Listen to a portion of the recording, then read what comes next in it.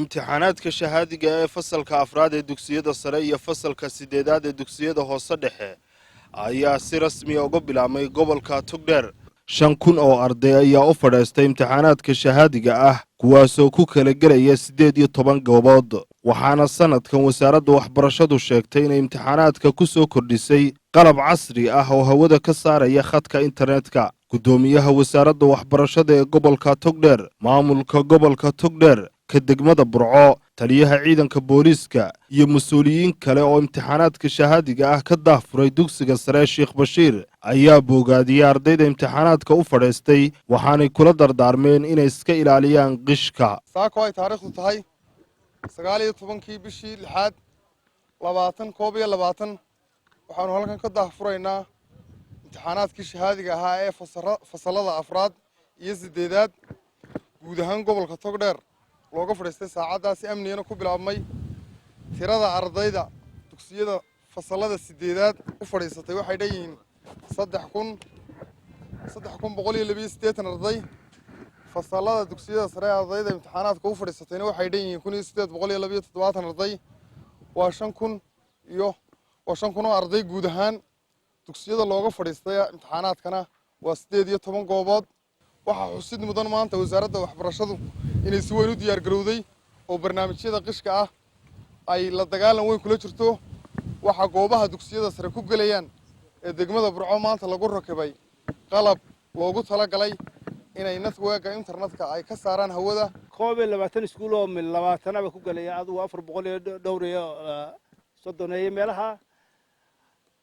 waxay ku bilaabantay jawigan wanaagsan waxa idin faahfaahiyay gudoomiyaha gobolka waxa weeye maanta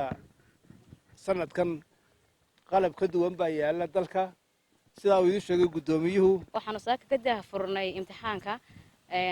xarunta gobolka Togdheer magaalada Burco gaar ahaan dugsiga Sheekh Bashiir si jawi degan oo qurux badan ay imtixaanku ku bilaabmay insha Allah wuxuu ku dhamaan doonaa jawi kan oo kala fariintan maanta ardayda u dirayna waxa weeyaan sidii horeba xafiiska imtixaanaadka qaranku u shaaciyay duruufihii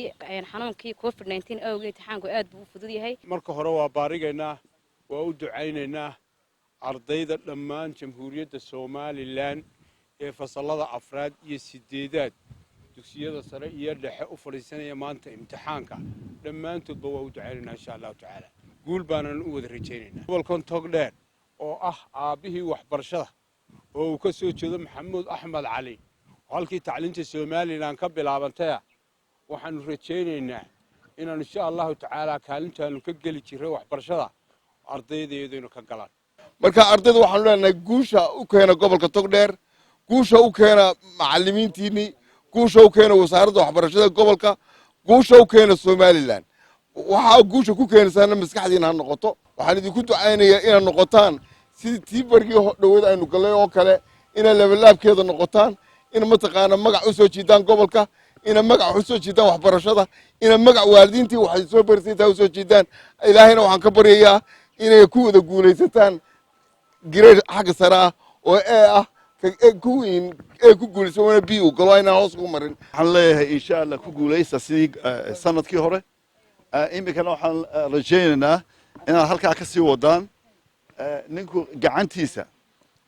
telefoonada iyo waxaan problem iyo waxa weey nabadgelyada ruma dhalinayaan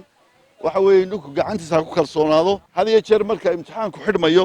waxaad moodaa in iskuuladii iyo wax isku horturturaan amba yar galaan waxaan codsanayaa dadweynaha iyo ardaydaba inay inoo dhowraan gobolka nabadgelyada Axmed Salebaan Carab Axmed Kaafi Bulsha TV Burco